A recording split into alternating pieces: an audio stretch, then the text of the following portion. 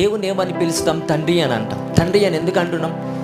ఆయన మనల్ని లాలిస్తాడు, పరిపాలిస్తాడు, కుదిరితే తంతాడు, కుదిరితే కొడతాడు, శిక్షిస్తాడు, గద్దిస్తాడు, తిరిగి అత్తుకుంటాడు, ప్రేమిస్తాడు.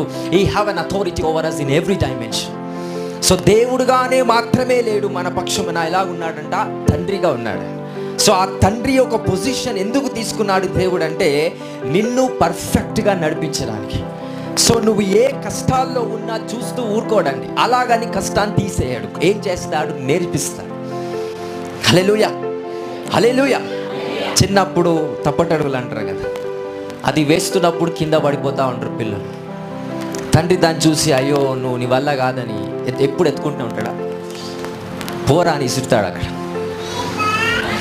అవునా కాదా? ట్రై చేస్తున్నప్పుడు ఏమవుతుంది? ఈ కెన్ వాక్, ఖచ్చితంగా నడుస్తాడు. అంటే ఆ ప్రయత్నం చేయకపోతే